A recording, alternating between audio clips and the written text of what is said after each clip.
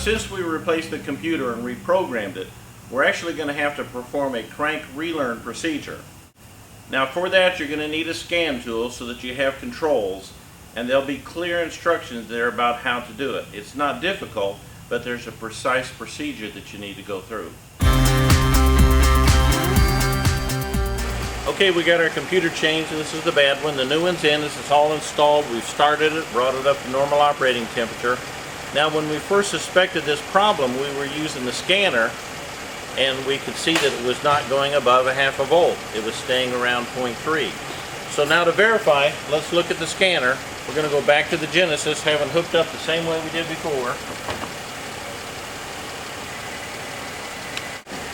So we've got our Genesis and we're hooked back up to the scanner. We're looking at the oxygen sensor. Now you can see that it is switching.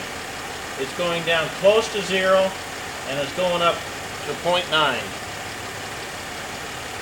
Right now we're reading 0.67, 0.7, 0.0, 0.7. So we are switching above and below half a volt.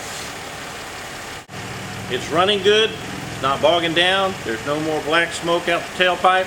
There's no more codes. So it looks like our evidence this time is pointed to the problem, and we've fixed it.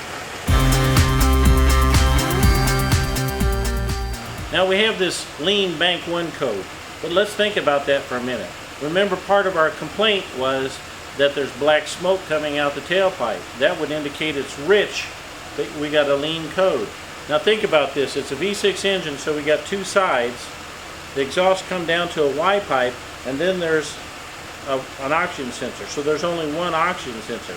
So it's not lean bank 1, it's actually lean both banks equally because there's only one oxygen sensor.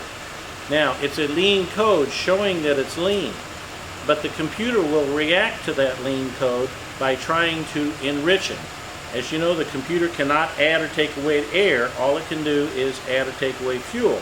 So since it's lean, or there's too much air, it's trying to add fuel to balance the air-fuel mixture. Therefore, the computer is dumping fuel into this, and we have black smoke coming out the tailpipe.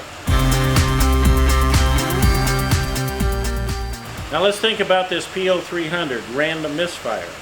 Now the computer should be able to isolate a single cylinder if the single cylinder was the only miss. But this is random, which means there's multiple misfires. Now the engine is showing a lean code, but because it's lean, the computer is trying to add fuel to balance the air-fuel mixture. Therefore, it's actually running rich, and we have black smoke coming out the tailpipe. So our misfire is due to multiple cylinders actually being rich. So once again, our effort to actually track down the evidence and get some proof has led us to the problem.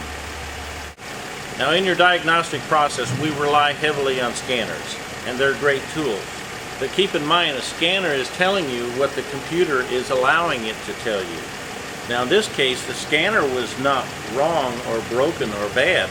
The scanner was actually reporting the data from the computer. But we didn't want to trust that. We wanted to prove it because it wasn't making sense. So we actually went to the sensor, found out that it was correct, working correctly, and that sensor was going into the computer. So it wasn't the scanner's fault.